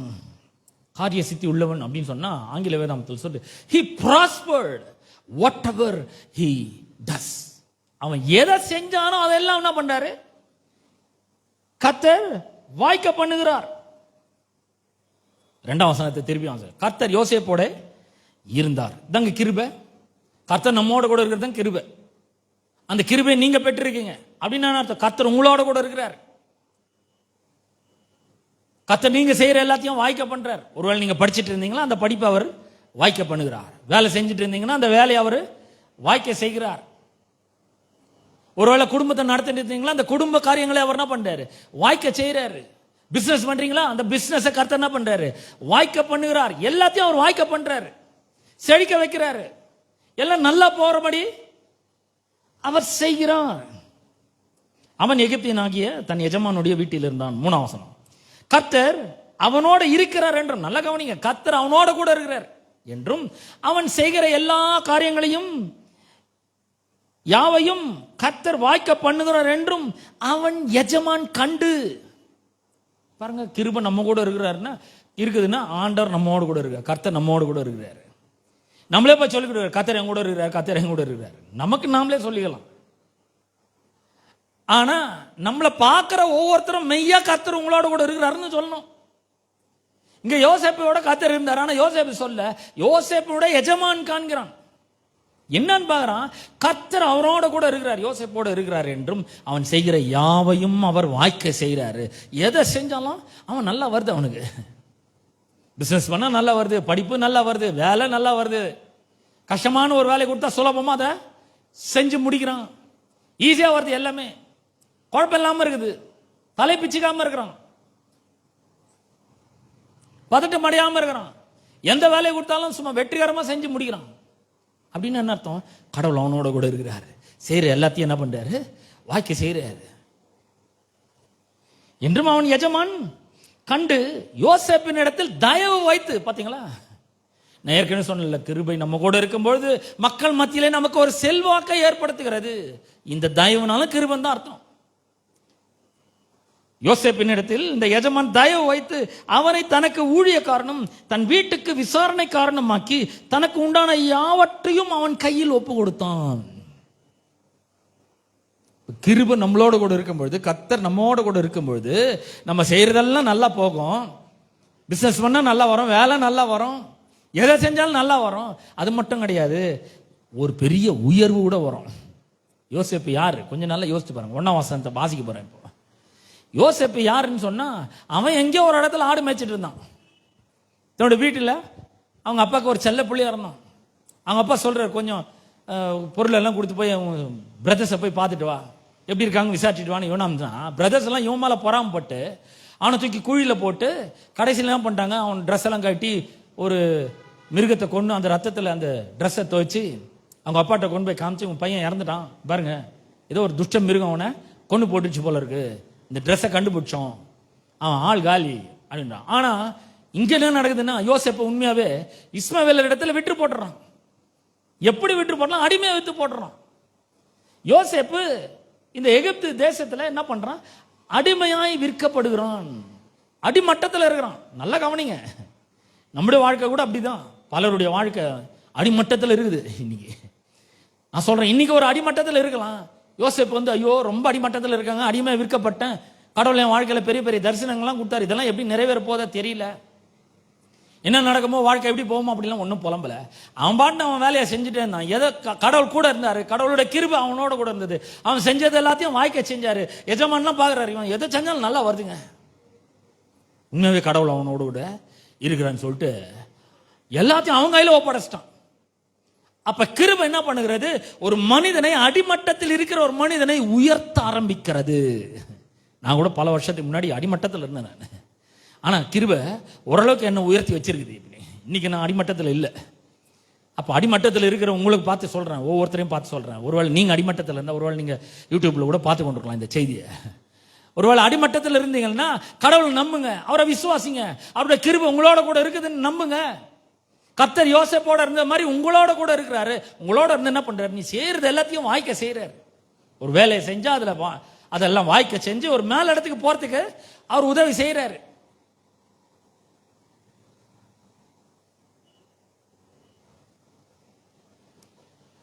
அடிமட்டத்தில் இருக்கிறவனை கூட என்ன பண்றாரு? அவரு மேல கொண்டு வருகிறவராய் இருக்கிறார். என்ன பண்ணா? பெரிய ஜெனரல் மேனேஜர் ஆக்கிட்டான். யாரு? போத்திபார். போத்திபார் அது பரவாயில்ல, ஜெனரல் மேனேஜர் ஆக்கணும். ஆனா பார்வன் பாத்தீங்கன்னா பிரைம் மினிஸ்டராகவே ஆக்கிட்டான். இனி யோசேப்பு உத்தரவு இல்லாம யாரும் கை கால் கூட அசைக்க முடியாது, போ அவனுதான் எல்லா அதிகாரமும் அப்படின்னு. அப்ப கிருபை என்ன பண்ணுகிறது? கர்த்தர் நம்மோடு கூட இருக்கும்படி செய்கிறது. கிருபை நம்மோடு கூட இருக்குது. கிருபை பெற்று இருக்கிறோம். ஹைலி ஃபேவர்ட்னு என்ன? கடவுள் நம்மோடு கூட இருக்கிறார், கர்த்தர் நம்மோடு கூட இருக்கிறார், இயேசு நம்மோடு கூட இருக்கிறாரு. நம்மோடு கூட இருந்து என்ன பண்றாரு? நம்ம செய்யற எல்லாத்தையும் வாய்க்க செய்யறாரு. நான் ஊழியத்தை பண்றேன்னா இந்த ஊழியத்தை அவர் வாய்க்க செய்யறாரு. ஊழியத்தை பெருக பண்றாரு, அதை ஆசீர்வதிக்கிறாரு, அதுல சப்போர்ட்டை கொடுக்கிறாரு, ஒத்துழைப்பை கொடுக்கிறாரு, ஒத்தாசையை கொடுக்கிறாரு, அனுகூலமா ஒரு காரியத்தை அவர் செய்கிறார். வாசலை எனக்கு முன்னாடி திறக்கிறாரு, வழிகளை உண்டாக்குறாரு, சாத்திய கூறுகளை உண்டு பண்ணுகிறார், குழப்பங்கள்லாம் நீக்கிறாரு, நான் பதட்டம் அடையாம இருக்கும்படி செய்யறார், சமாதானத்தை தருகிறார், குழம்பி போகாம இருக்கும்படி செய்யறாரு, சிக்கலானதெல்லாம் சுலபமா தீர்க்கும்படி உதவி செய்யறார், தெய்வீக ஞானத்தை கொடுக்கிறார், தெய்வீக பலனை கொடுக்கிறாரு. ஏன் பலனை செய்யல? நான் இந்த ஊழியத்தை அவருடைய பலன்ல செய்யறேன். ஏன்? கிருபை என் கூட இருக்குது, கர்த்தர் என்னோட கூட இருக்கிறார். பாத்தீங்கன்னா யோசேப்புக்கு இங்க அவன் செய்யற எல்லாவற்றையும் என்ன பண்றாரு? வாய்க்க செய்யறன்னு பார்த்த உடனே அந்த ஓனர் பார்த்துட்டு, இந்தப்பா தம்பி எல்லாத்தையும் நீயே வச்சுக்கோ, எல்லா துறையும் நீயே பார்த்துக்கோ, எனக்கு வேண்டிய சாப்பாடு மட்டும் நான் பார்த்துக்கிறேன், வேற எதுவும் நான் கேட்க மாட்டேன், எல்லாம் நீயே பார்த்துக்கோ அப்படின்ட்டு. எவ்வளவு அற்புதம் பாருங்க. கிருபை ஒரு மனுஷனை அப்படி உயர்த்தது, மனிதர் கண்களிலே உங்களுக்கு தயவு கிடைக்கும்படி செய்கிறது. நான் சொல்றேன், உங்க மேல கர்த்தருடைய கிருபை அளவில்லாமல் கிருபை கொடுக்கப்படுறது, அதிகமான கிருபை கொடுக்கப்படுறது, கிரேட் கிரேஸ் உங்க மேல இருக்குது. கிருபை உங்களோட கூட இருக்குதுன்னா என்ன அர்த்தம்? கர்த்தர் உங்களோட கூட இருக்கிறார். இருந்து என்ன பண்றாரு? உங்களுக்கு முன்னாடி வாசலை திறக்கிறாரு, வழியை உண்டு பண்றாரு, கஷ்டமானதெல்லாம் சுலபமாக மாட்டி செய்யறாரு. இவ்வளவு நாள் நீங்க எதுல தோல்வி அடைஞ்சிருந்தீங்களோ அதெல்லாம் வெற்றி பெற செய்யறாரு. பாவத்துல திரும்ப திரும்ப விழுந்து அதுல கொண்டுராமல் இருக்கும்படிக்கு அவர் உங்களுக்கு ஒரு பெரிய பலனை கொடுத்து அதுலேருந்து வெளியே வரும்படி செய்யறாரு, விடுதலை கொடுக்கிறாரு. அவர் நம்முடைய ரட்சகராக இருக்கிறார், நம்முடைய மேய்ப்பனா இருக்கிறார், நம்மை ஆசீர்வதிக்கிறவரா இருக்கிறார், நம்மளை சுகமாக்குகிறவரா இருக்கிறார், அவர் தான் நம்மை விடுவிக்கிறவரா இருக்கிறார். எல்லாத்தையும் அவர் பண்ணிட்டார். அவர் சொல்ற, நான் பண்றேன் எல்லாத்தையும், நீ ஒன்னும் பயப்படாத, பதட்டம் அடையாத, கவலைப்படாத, குழப்பம் அடையாத, நான் பார்த்துக்கிறேன் எல்லாம். நான் உங்க கூட இருக்கிறேன்ற. எப்படி இருக்கிறார்? கூடவே இருக்கிறார். யோசேப்போட இருக்கிறார், யோசுவாவோட இருக்கிறாரு, அப்புறம் ஈசா கூட இருக்கிறாரு, யாக்கோபோட கூட இருக்கிறாரு, எல்லாரோடும் இருக்கிறாரு. புதிய ஏற்பாட்டில் பார்க்கும்போது மத்தேயு 28ஆம் அதிகாரத்தில் நம்ம வாசிக்கிறோம். மத்தேயு 28ஆம் அதிகாரம் 20ஆம் வசனத்தில், இதோ உலகத்தின் முடிவு பரியந்தம் சகல நாட்களில் நான் உங்களுடனே கூட இருக்கிறேன். நான் இருக்கிறேன்றார். மார்க் 16ஆம் அதிகாரம் 20ஆம் வசனத்தில் அவர் சொல்றாரு, கர்த்தர் அவர்களுடனே கூட இருந்து அவர்களால் நடந்த அடையாளங்களினாலும் அற்புதங்களினாலும் அவர்களால் பிரசங்கிக்கப்பட்ட வசனத்தை உறுதிப்படுத்தினார். கூட இருக்கிறார், அற்புதங்களை செய்யறார். பாருங்க, கர்த்தர் நம்ம கூட இருக்கும் பொழுது அற்புதங்களை நம்ம எளிதாக பெற்றுக்கொள்ள முடியும். ரொம்ப கஷ்டப்பட வேண்டிய அவசியம் இல்லை. ஏன்னா கிருபை அந்த அற்புதங்களை ரொம்ப சுலபமா நாம் பெரும்படி செய்கிறது. அவர் நம்மளோட கூட இருக்கிறார். அப்ப இன்னைக்கு இங்கிருந்து போகும்பொழுது நம்ம தனியா போறது கிடையாது. கர்த்தர் நம்மோடு கூட இருக்கிறார். அவருடைய அளவற்ற கிருபை நம்மோடு கூட இருக்குது. அது அந்த கிருபை என்ன பண்ணுது? வாழ்க்கையை சுலபமாக்குது. சிக்கல்களை தீர்க்கிறதுக்கு நமக்கு தெய்வீக ஞானத்தை கொடுக்கிறது, நல்ல சரீர சுகத்தை கொடுக்குது, எல்லாம் இந்த கிருபை கொடுக்கிறது. அவரே நம்ம கூட இருக்கிறார். நம்ம செய்யற எல்லாத்தையும் வாய்க்க பண்றாரு. நமக்கு முன்னாடி ஒரு ஆள் கூட ஏத்து நிக்கிறதே கிடையாது. அவர் சொல்ற, மோசையோட இருந்தபால் நான் உங்க கூட இருக்கிறேன். எத்தனை பேர் சொல்லுங்க, கர்த்தர் என்னோட கூட இருக்கிறார், நான் கிருபை பெற்று இருக்கிறேன். ஆமென். கிருபை பெற்றவர்களை பார்த்து வேத வசனம் சொல்றது, கிருபை பெற்றவளை வாழ்க, ஹைலி ஃபேவர்ட். யாரு? வெறும் மரியாதை மட்டும் இல்லை, நீங்களும் நானும் கூட. we are highly favored. God's grace is upon us. His support is with us. He helps us. அப்போ இந்த கிருபையில நம்ம பெறுகிறது எவ்வளோ முக்கியம் பாருங்க.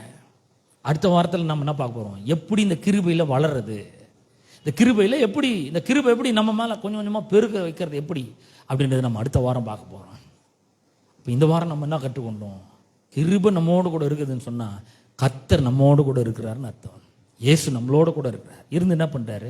எல்லாத்தையும் வாய்க்க செய்யறாரு, வாய்ப்புகளை உருவாக்குறாரு. அந்த வாய்ப்பு வரும்போது கரெக்டாக ஸ்டெப் இன் பண்றதுக்கு தைரியத்தை கொடுக்குறாரு, கான்பிடன்ஸை கொடுக்குறாரு, விசுவாசத்தை கொடுக்குறாரு. அவர் நம்ம கூட இருந்து தம்முடைய பிரசன்னத்தினால் நம்மளை ஆசீர்வதிக்கிறாரு. கடினமான பகுதியில் வாழ்க்கை பயணத்தெல்லாம் சுலபமா மாற்றுகிறாரு. நமக்கு விரோதமா ஒரு ஆள் கூட எடுத்து நிற்க முடியாதபடி செய்யறாரு. நம்ம செய்யற எல்லாத்துலயும் வெற்றி அடையும்படி செய்யறாரு. காரியத்தெல்லாம் வாய்க்க பண்ணுகிறவராய் ஒரு நாளும் மறக்கவே கூடாது. இந்த வாரம் ஃபுல்லா இதை தியானிக்கணும்.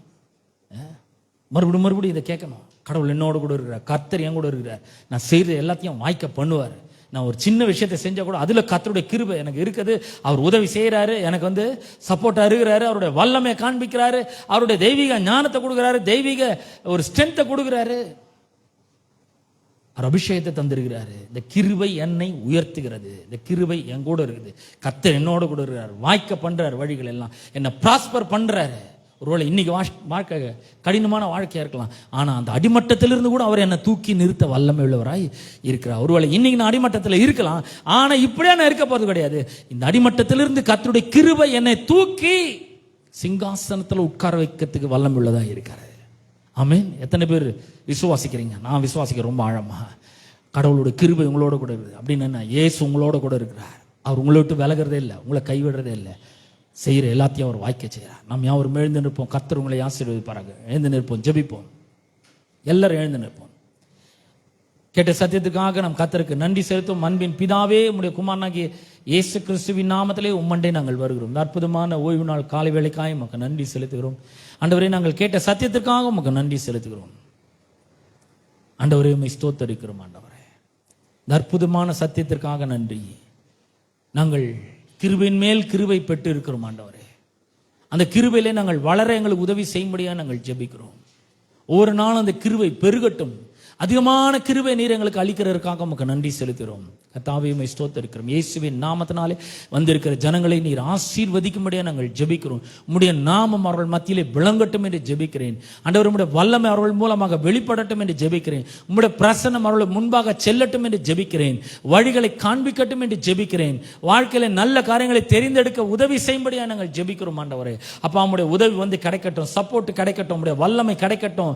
ஆண்டவரே, உம்முடைய தெய்வீக ஸ்ட்ரென்த் கிடைக்கட்டும், பலன் உண்டாகட்டும். ஆண்டவரே, வெற்றி மேல வெற்றி அவர்கள் எடுக்கட்டும். பொருளாதார செழிப்பு உண்டாகட்டும். அவர் செய்கிற எல்லா காரியங்களையும் வாய்க்க செய்வீராக. குடும்பத்தை வாய்க்க செய்யும், வேலையை வாய்க்க செய்யும் ஆண்டவரே, சரீர சுகத்தை வாய்க்க செய்யும் ஆண்டவரே. உமக்கு நன்றி செலுத்துகிறோம் ஆண்டவரே. அப்ப அவர்களை ஆசீர்வதிப்பீராக. பொருளாதார செழிப்பு அவர்களுக்கு உண்டாகட்டும். கஷ்டங்கள்லாம் நீக்குவீராக. அவர்களுடைய வாழ்க்கையிலே சுகமும் பலனும் ஆரோக்கியமும் ஜீவனும் நல்வாழ்வும் உண்டாகட்டும். வெற்றி மேல் வெற்றி உண்டாகட்டும். பலத்தின் மேல் பலன் உண்டாகட்டும். சுகத்தின் மேல் சுகம் உண்டாகட்டும். கர்த்தர் அவர்களுடைய வாழ்க்கையிலே கடினமான பகுதிகளெல்லாம் சுலபமாக செல்லும்படி உதவி செய்வீராக. கர்த்தர் அவருடைய வாழ்க்கையில பெரிய காரியங்களை செய்வீராக. வியாதியோடு வந்திருக்கிற ஒவ்வொருவருக்காக ஜெபிக்கிறேன். வியாதி நீங்கி சுகம் உண்டாகட்டும் என்று ஜெபிக்கிறேன். தோல்வியோடு வந்திருக்கிற ஒவ்வொருவருக்காக ஜெபிக்கிறேன். தோல்வி நீங்கி வெற்றி உண்டாகட்டும் என்று ஜெபிக்கிறேன் ஆண்டவரே. பொருளாதார கஷ்டத்தோடும் நஷ்டத்தோடும் கடன் பிரச்சனையோடும் வந்திருக்கிற ஒவ்வொருவருக்காக ஜெபிக்கிறேன் ஆண்டவரே. உம்முடைய திரளான ஆசீர்வாதங்களினால் அவர்களை ஆசீர்வதிப்பீராக. குடும்ப பிரச்சனையோடு வந்திருக்கிற ஒவ்வொருவருக்காக ஜெபிக்கிறேன். குடும்ப பிரச்சனைகள் நீங்கட்டும் என்று ஜெபிக்கிறேன். சமாதானம் உண்டாகட்டும். உம்முடைய கிருபை எங்களோடு கூட இருக்கும்பொழுது நீர் எங்களுக்கு இளைப்பாறுதலையும் சமாதானத்தையும் தருகிறதற்காக உமக்கு நன்றி செலுத்துகிறோம் கர்த்தாவே. தகப்பனையும் ஸ்தோத்தரிக்கிறோம். இயேசுவின் நாமத்தினாலே சகல கனத்தையும் துதியும் மகிமையும் ஒருவருக்கே நாங்கள் செலுத்துகிறோம். ஒவ்வொருவரையும் உடைய பிரசன்னத்தினாலே ஆசீர்வதியும். இந்த வாரம் முழுக்க உடைய கிருபை அவர்களோடு கூட இருக்கட்டும். அவர்களை வழிநடத்தட்டும். துதி கனம் மகிமை எல்லாவற்றையும் ஒருவருக்கே நாங்கள் செலுத்துகிறோம். இயேசுவின் நாமத்தில் ஜெபிக்கிறோம் பிதாவே. ஆமென், ஆமென். நம்முடைய கர்த்தராகிய இயேசு கிறிஸ்துவின் கிருபையும் பிதாவாகிய தேவனுடைய அன்பும் பரிசுத்த ஆவியானவருடைய ஐக்கியமும் பாதுகாவலும் வழிநடத்தலும் இன்றும் என்றும் சதா காலங்களிலும் நம் அனைவரோடும் என்றும் இருப்பதாக. ஆமென், ஆமென். கர்த்தர் உங்களை ஆசீர்வதிப்பார். சமாதானத்தோடு சென்று வாருங்கள். உங்களுக்காக ஒரு சின்ன ஸ்நாக்ஸ் ஆயத்தமாக வைக்கப்படுறது. நம்முடைய இணைப்போதகர், நம்முடைய சபை சேர்ந்த இணைப்போதகர், அவருக்கு எஸ்ரா அவர்களுக்கு நேற்று பர்த்டே. அவருடைய பர்த்டேவை நம்ம கொண்டாடுவோம். அதற்காக ஜெபிப்போம். கண்களை மூடி கமான் நம் ஜெபிப்போம். எங்கள் அன்பின் பிதாவே, உடைய குமாரனாகிய இயேசுவின் நாமத்திலே உம்மண்டை நாங்கள் வருகிறோம். எங்கள் அருமையான சகோதரன் எஸ்ராவுக்காக உங்களுடைய சமூகத்திலே நன்றி செலுத்துகிறோம். ஆண்டவரே, கடந்த ஆண்டு முழுவதும் இந்த பிள்ளையை நீர் கண்மணி போல பாதுகாத்து பராமரித்து ஆசீர்வதித்து போஷித்து தழைத்தோங்கி வளரும்படி செய்த தேவன், இந்த புதிய ஆண்டிலே பிரவேசித்திருக்கிற மகனை ஆசீர்வதிப்பீராக. உடைய திரளான ஆசீர்வாதங்களை கூறுகிறோம். தகப்பனே, வாழ்க்கை செழிக்கட்டும் என்று ஜெபிக்கிறேன். ஆசீர்வதிக்கப்படட்டும் என்று ஜெபிக்கிறேன். ஆண்டவரே, உம்முடைய சகல நன்மைகளும் சம்பூர்ணமாக இந்த பிள்ளைக்கு கிடைக்கட்டும் என்று ஜெபிக்கிறேன். ஆண்டவர் இயேசுவின் நாமத்தினாலே கர்த்தாவே, இந்த பிள்ளையும் குடும்பத்தையும் ஆசீர்வதிப்பீராக. ஆண்டவரே, சொல்லப்படுகிற ஆசீர்வாதங்களாம் அந்த பிள்ளையின் மேல் பலிக்கட்டும் என்று ஜெபிக்கிறேன். இந்த பிள்ளை பட்டணத்திலும் வெளியிலும் ஆசீர்வதிக்கப்பட்டிருக்கட்டும். மாப்பி செய்கிற கூடையும் எண்ணெயும் ஆசீர்வதிக்கப்பட்டிருக்கட்டும். கர்ப்பத்தின் கனி ஆசீர்வதிக்கப்பட்டிருக்கட்டும். நிலத்தின் கனி ஆசீர்வதிக்கப்பட்டிருக்கட்டும். ஒரு வழியாய் இவருக்கு விரோதமாக புறப்பட்டு வருகிறவர்கள் 7 வழியாய் ஓடி போகட்டும். இவருடைய கர்த்தர் இவருடைய களஞ்சியங்களிலும் கையிடும் எல்லா வேலையிலும் ஆசீர்வாதம் கட்டளையிடுவீராக. ஏற்ற காலத்திலே தேசத்திலே மழை பெய்யும், கயிற்று செய்யும் சகல வேலைகளையும் ஆசீர்வதிக்கும் கர்த்தர் தம்முடைய நல்ல பொக்கிஷசாலையை வானத்தை திறப்பேன் என்று சொன்னீர். இந்த பிள்ளைக்கு மேலாக முடிய வானம் திறந்து இருக்கட்டும். இவர் கடன் வாங்காமல் கடன் கொடுக்கிறவரை இருக்கட்டும். கீழாயிராமல் மேலே மட்டுமே இருக்கட்டும். வாளாயிராமல் தலையாய் மட்டுமே இருக்கட்டும் என்று ஜெபிக்கிறோம். ஆண்டவரே, தொடர்ந்து ஆண்டவரே, இந்த ஆண்டு முழுவதும் சுகமும் பலனும் ஆரோக்கியமும் ஜீவனும் நல்வாழ்வும் வெற்றியும் ஜெயமும் ஆசீர்வாதமும் செழிப்பும் முன்னேற்றமும் வளர்ச்சியும் பெருக்கமும் விருத்தியும் சகல நன்மைகளும் மலை போல குவிகிறதும் படு வேகமாக வளர்ச்சி அடைகிறதும் இவருடைய ஆசீர்வாதமாக இருக்கட்டும் என்று ஜெபிக்கிறேன். துதிகன மகிமையில உமக்கே நாங்கள் செலுத்துகிறோம். இயேசுவின் நாமத்தில் ஜெபிக்கிறோம் பிதாவே. ஆமென், ஆமென். நம்ம ஹாப்பி பர்த்டே படம்.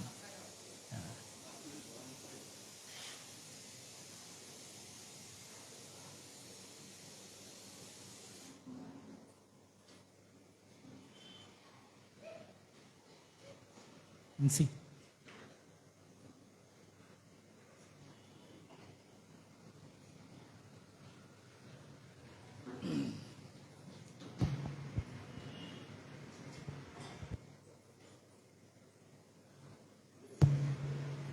Happy birthday to you. Happy birthday to you. Happy birthday, Happy Ezra. Happy birthday to you. May God bless you, dear. May God bless you, dear. May God bless you, yes. Happy birthday to you. Happy long life to you. Happy long life to you. Happy long life, dear Ezra. Happy long life to you. Happy birthday.